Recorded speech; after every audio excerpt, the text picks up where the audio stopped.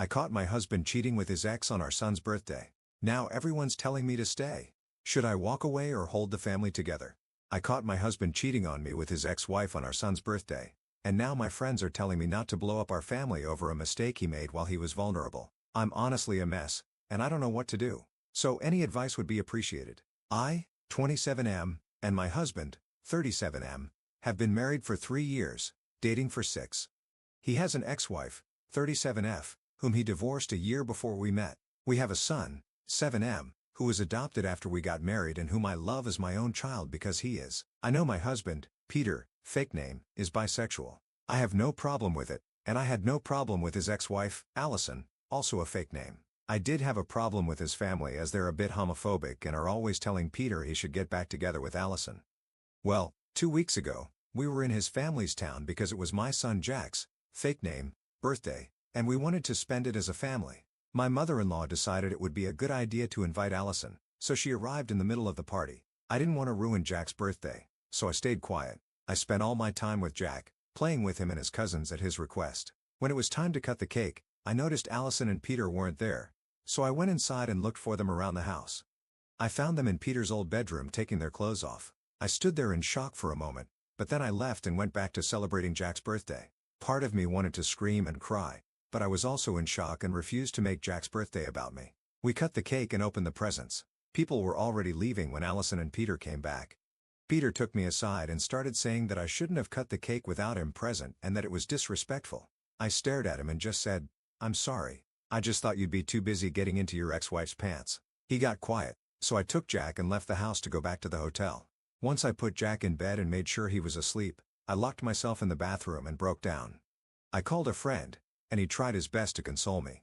I only calmed down in the morning when I took Jack for breakfast because I didn't want him to see me like that. I'm now watching him play in the park, and I don't want him to suffer. I don't want him to have a broken family. I don't want him to know that relationships aren't a happily ever after. Peter has been calling and texting, apologizing for everything, and I'm tempted to forgive him. I'm tempted to just have my family back, and all my friends are saying that it was just a mistake, that he was vulnerable and Allison is his ex-wife. So what am I supposed to do now? I need advice from people who don't know my husband or me personally. Please, any advice is helpful. Top/relevant comments. Commenter: teach your son that his future partners have to respect him in their relationship by not being cheating bastards. Ops response: I do want to teach him this stuff, but he's too young, and I'm just scared that he'll get a bad view of relationships if he sees his parents divorce. Commenter 2: you should leave. I know it won't be easy, but if you stay, think of it as showing Jack that it's okay for your husband or wife to treat you badly. If you want him to know about happily ever after, you need to show him that it's okay not to settle and that you work hard for your goals, no matter what they are, and work towards them with kindness, honesty, and integrity. Kids are far more impressionable than we give them credit for. And as someone who has known many families where the person being hurt hasn't walked away, that hurt spreads until it damages everyone. Relating to just yourself here, there is a huge safety factor. Staying with a cheater puts you in danger because you don't know everyone they're sleeping with, and, more importantly, what STIs they may be carrying. They're sleeping with and, more importantly, what STIs they may be carrying. So think about your son and your health and leave. Emotionally, if you're surrounded by people telling you to forgive and forget, those people are not safe to be around as you have no clue if they've been hiding this from you for a while either. Update 1 day later. Well, first of all, I want to thank you all for your advice, and I want to explain some things before the actual update. But thank you for opening my eyes about my situation. Peter and Allison didn't notice me when I saw them. There was very loud music downstairs, and they weren't facing the door. I didn't stop them because I was in shock. I just stood there for a moment, and I heard my son, so I unconsciously focused on him. I was pretty much on autopilot. Peter didn't come to the hotel with me because I changed to a different one. He did try to follow me, but I took a taxi and left. As far as I know, he's staying with his parents, and Allison left. We met when I was 20 and he was 30. We started as friends, and we ended up dating. Yes, we're both men, and no, I didn't feel manipulated or groomed by him. Those were the most asked things, and I did answer some comments, though not all. Now on to the update. I did as some of you suggested and took some tests to rule out any STIs or STDs. The results are coming back in a few days, and I will take another one in 3 weeks to be sure. My son is having a sleepover with a friend, and I decided to speak with my husband. He came by our house a few minutes after I texted him. He asked about Jack, and I told him where he was. Then we sat on the couch and started talking. I started crying after a few minutes, and he followed soon after. I asked some simple questions. When? Why? How many times? Among others, and this is what I could gather from all the things he said. It happened for the first time when he visited his parents alone 2 years ago. They invited her. They both got drunk. He was feeling lonely as I had been paying more attention to Jack since we adopted him, and they slept together. Nothing happened again until our son's birthday party. He said his mother pressured him a bit, and he caved in. I don't believe he did it for that reason, but I don't know. He said he doesn't love her, and I believe him, but it doesn't negate the fact of what he did. After talking for a while, I told him that I wanted a divorce. He started sobbing and begging for another chance, but I told him that I can't give him another chance because I wouldn't be able to trust him again, and I don't want that in a relationship. He kept crying and begging for another 30 minutes until I told him that we have to think about Jack and his well-being, that we could stay friends and co-parent him. He got mad, really mad. He started yelling that it was all Jack's fault, that we shouldn't have adopted him, that he's the one who's getting between us. I was crying and really scared. I had never seen him this angry. He hit the table and stormed out of the house. I called the house where Jack is staying and told them that if Peter shows up there, they can't open the door. After that little episode, I was scared that Peter would try to hurt Jack. I called my friend Thomas and told him everything that happened. He came by and is staying with me until I'm better. Right now, I'm trying to figure out what to do and how to go on with the divorce. Top/relevant comments. Commenter: I can't believe that he is taking no accountability for his actions and blaming your completely innocent son.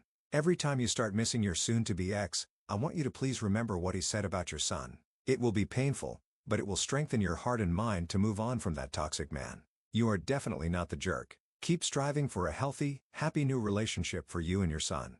Second update 11 days later. Hi again. Sorry for taking so long to update, but it's been a chaotic week, and I'm pretty shaken up. I'll try to summarize it. My husband has been showing up at my work, following me, and calling me from burner phones.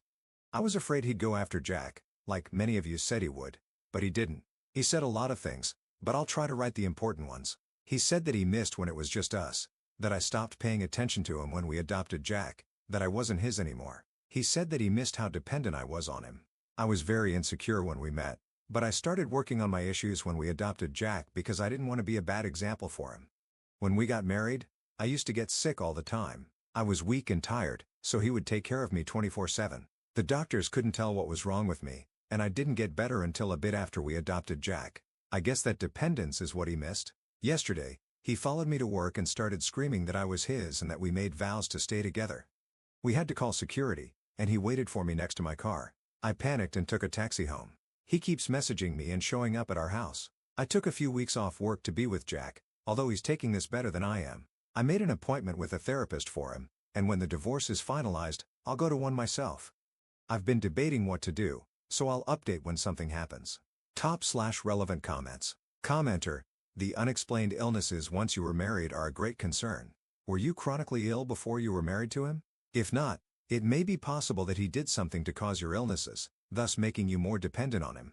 Commenter 2: we made vows to stay together. Oh, wow, it's so optimistic of him to assume that cheating doesn't change anything. So these vows, in his mind, still stand despite the fact that he cheated on you in his parents' home. More than once, I got so angry on your behalf. Please prioritize safety above all else. I don't know if you've ever contacted Peter's family, but I think you should. They are partly responsible for what happened, and they should take action for your sons and your sake. Also, I think Peter has some mental health issues. What I've read does not come from a healthy mind. Third update, 1 month, 2 weeks later. Hi, guys. This is the final update for anyone who is interested. I'm only doing this update to give it some closure and because some people messaged me to ask for it. So here it is. This has been a really difficult time, but I'm almost divorced. I have primary custody of Jack, and I've got a restraining order against Peter and Allison. I'll try to be quick, but a lot happened. So after I made the post, Peter kept calling and stalking me. I didn't know what to do until I started packing Peter's stuff and found a box of pictures of me from before we met, like 3 or 4 years before we met while he was still married to Allison. I never knew why they got divorced. He just said it was too painful to talk about, so I never asked. But I swallowed my anger and sent Allison a message to ask her about the pictures, and she told me they got divorced because she saw him stalking my Facebook several times and found the same box I did. He called it an innocent crush and curiosity, but she thought he was cheating on her, and they got divorced. A year later, he met me, but Allison always thought I was the side piece. I read a few comments saying that maybe I was sick because he was making me sick. I don't know if that's possible. I don't really know. I mean, the illnesses were bad enough to make me stay in bed, like having a bad cold, but I don't know. I stopped digging. After I found the pictures, I confronted Peter when Jack wasn't in the house, and he seemed, I don't know, proud. He kept smiling and saying that all he did was for us, that it was love at first sight, and we were destined. He was just making sure it happened. Apparently, we had met before we became friends. I remember meeting him at a party through some friends, but we had met before as teenagers. He and I lived in nearby towns, and my school made some trips to the surrounding towns, and we met on one of those trips. We were something like friends, but only for a summer because he went to college, and I soon forgot about him. But he found my Facebook, and the story continued. I was horrified to say the least. He tried to console me and tell me that it was fine, that he did it out of love, and that if only we hadn't adopted Jack, everything would be fine. I was bawling my eyes out. My entire marriage was a lie. He said that he only slept with Allison because he knew it would get my attention and that we didn't have to go through with the divorce, that I knew he loved me and that was it. He promised to be a better dad for Jack if I made more time for him. He told me to quit my job because he earned enough to take care of all of us, and that would give me more time with him. I was in shock, and then he hugged me, calming me down. I admit that for a moment I allowed him to hold me. I allowed myself to consider his proposal, but I kept thinking about his lies. It wasn't about the cheating. It was the stalking, the lies, the obsession. It creeped me out, so I tried to pull away and tell him I'd go through with the divorce. He refused. He hugged me tighter and screamed that I needed him, that he could protect me, take care of me, save me, that I was his husband and only his. I was terrified. I slapped him and pulled away, yelling at him to get out of my house. He didn't. He just kept screaming and holding on to me until a neighbor heard the commotion and called the police. I filed a restraining order and have been taking care of Jack since.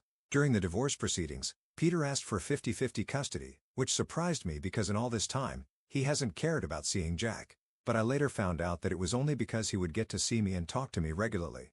He's been contesting every single thing about the divorce, trying to make it last longer than it has, and it's been working. He offered to give me child support even though we have 50-50 custody. He allowed me to keep the house and other stuff, so that's what's been going on in my life. The only happy thing that happened was Halloween. Jack insisted on dressing up as Spider-Man and me dressing up as Tony Stark, so we did, and I took him trick-or-treating. It was the most adorable sight ever, and I knew I made the right choice with him and Peter. I'm sorry for such a long post, but this will probably be the last update. Thank you so much for the advice and for hearing me rant. Top/relevant comments. Commenter, you're 27. He's 37. But he has pictures of you from before he left for college? So he was 18 and you were 8? He was 20 and you were 10? Make it make sense because it sure looks like he met you when you were a literal child, stalked you until you were an adult, and started dating you at 21. Response, he had pictures from before I thought we met, when I was 20. He was already in college. He was just spending the summer in his hometown. We met in the summer when I was about 14. Commenter 2. So, again, you were 14 and friends with a 24-year-old? Sorry, but this just doesn't seem to add up. Ops response, we weren't best friends, but we talked a few times, and I remember talking through Facebook once or twice. That's why I said we were kind of friends. Commenter, he saw you at 14, hid secret pictures of you from his wife during the time you were finishing high school and starting out in life, got divorced once you were an adult because his wife found secret photos her husband had of a child, and then he started dating you when you were 21. It wasn't an accident any of the times you two just bumped into each other. He set you up and exploited you. He started when you were 14. No wonder people are so concerned that as soon as you started dating him, you frequently became so ill that you couldn't get out of bed, and he got to take care of you. Fourth update, 5 months, 2 weeks later. I know I said that my last update would be the final one, but I'm so very confused right now. So we're finishing with the divorce proceedings, but Peter's attitude has done a 180 degrees, and I don't know if I'm crazy or what. The last time I posted here, Peter was basically saying that our son was the reason for our divorce and that he only wanted custody of him to see me. Well, now he's being Father of the Year. A friend of mine, Dean, is handling the drop-offs and pickups of Jack so that I don't see Peter. At first, he was mad and called me because he thought Dean and I were dating. Then he didn't care. Now I thought that he would treat Jack badly, and I kept a very close eye on him, asked him questions about his father, how everything was going, etc. Jack told me that he's been acting like the perfect dad. He's nice. He plays with him, helps him, and is completely different from before. I have talked to Peter, and he told me he was going to therapy, which I'm happy about, and he has messaged me, apologized, and told me that we should try couples therapy. I declined, and he hasn't asked again, but he wants us to meet up at his house tomorrow to discuss everything that happened. He said it was part of his therapy. I haven't gone to therapy. I can't afford it right now, but Jack is. I can't say I don't miss Peter because he was a great partner and husband before everything went down, but I don't trust him after all that happened. So I don't know what to say to him tomorrow or how to express how I feel about it. Is it wrong to miss him? I mean, this whole thing happened because he slept with someone else, and I know that he hasn't seen Allison and won't be seeing her again because she's also done. Should I just move past it? Jack is also saying that he misses the three of us together. He's cried to me about it more times than I can count and asks why I can't forgive his dad. What the hell am I supposed to do? To feel? It's a short update. I guess that I'm just trying to vent without judgment from the people I know and give an update to those who asked for it. Thanks again for all the support I received in my other posts. Top/relevant comments. Commenter. It's love bombing. He knows your child is your priority, and that's what he's targeting. My ex cheated and was a diagnosed sociopath/sex addict. To prove he'd changed, he joined Sex Addicts Anonymous to show he had changed, even sent me a photo of his 1-month chip. I told him I'd never take him back regardless. So he never went back again and told me that he wished he'd given me an STD. I was pregnant so that I'd have an effed up kid and no one would ever want me. Love bombing isn't just sending gifts. It's knowing someone so well that you can target them to get what you want. Commenter 2. I would be very careful right now. He's acting like Father of the Year, which is out of character for him. He knows what you value, and it's Jack. So he's doing everything to win you back by being the best dad to Jack. He even has Jack asking you why you can't forgive his father. I would be wary that he's coaching Jack in small ways to try to win you back. This is either genuine or a master plan. The way he acted before about you being his makes me think it may not be genuine. I would stay the course you're currently on and just monitor the situation because the last thing you want to do is cave only to realize it was all fake. He even told you before that he cheated because you weren't paying enough attention to him. So what happens if he feels like that again? Green light for him to sleep with someone else? I wish you all the best. Commenter 3. It would be idiotic to even see him in private, let alone contemplate getting back together with him. Actually doing that would be insane. All I know is that my father had a friend like your ex, and he started being perfect for his ex-wife until she agreed to let him see the kids. Then he killed 2 of them and himself to get back at her for leaving. This isn't an epic love story. This is a Stephen King horror story in the making. 5th update 9 days later. Okay, I'm going to clear up a few things before I give you the actual update. I don't answer comments. I prefer to answer every question here instead of answering the same question separately. 1. I should have explained it better, but my restriction order was a temporary one, only for 30 days. 2. Peter was a very good husband. I read that he was abusive throughout our relationship. He wasn't, and he was a good dad to Jack. Everything went to hell when I caught him cheating. 3. What Jack was saying wasn't told by Peter. I talked to him and made sure he just has been missing our life before. 4. Peter would never touch Jack like some of you suggested. My case may make it seem like he could, but he never even touched me or groomed me. I did talk to Jack just to make sure, and he reassured me nothing happened. Now on to the update. I did meet with Peter. Most of you told me not to go to his apartment, so I told him to meet at a park, take a walk, or something. When I saw him, he was different. He looked very depressed, and he hugged me when he saw me. He wouldn't stop apologizing for what happened. We started talking and walking. He didn't justify what he said or did, but he did say he regrets it. He said that he misses me and misses being together. I asked about Allison, and he told me that he cut her and his parents out, which I believe he did. Then I asked about what he said about Jack. He basically said that he resented Jack for a long time because my attention wasn't on him anymore, and it was selfish, but he was too used to being the center of my world. So when it suddenly changed, he couldn't take it. He told me he loves Jack, but he maintains that if giving him up meant having me back, he would do it in a heartbeat. We talked for hours while Jack was with my friend. I cried a lot. There were things I decided not to ask, like, if he was drugging me, as some of you said, because I honestly don't want to know. We have been texting these past few days, mostly about Jack, but I'm considering family therapy, mostly to help Jack cope with everything. The divorce is still happening, which Peter wasn't too happy about, but he wasn't angry anymore. Just sad. I also recently met a guy in a coffee shop, and we have been texting a lot, so I'll see how that turns out. And that's it for the moment. I'll update you guys if you have many questions or if something else happens. Top/relevant comments. Commenter. Yeah, I really don't want to be the one to say this because your life is your life, but I genuinely think you should hold off on any dating whatsoever. Was he a good partner and father before? No.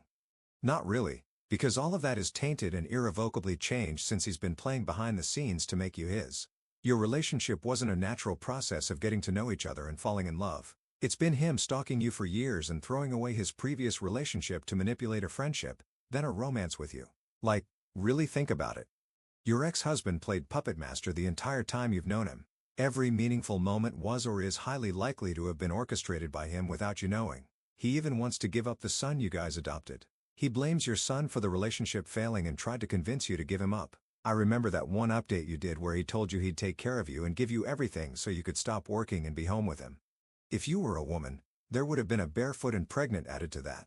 This man is obsessed with you, wants you with him always, and still blames your son for taking your attention and probably would give him up if given the chance. And you think dating is still doable? Please think about not starting anything with anyone, because if your ex has gone to these lengths, I guarantee you getting a boyfriend will push him even further. If your son was in a relationship with someone who acted and did the same things as your ex, what would you tell him? Please be safe, dude.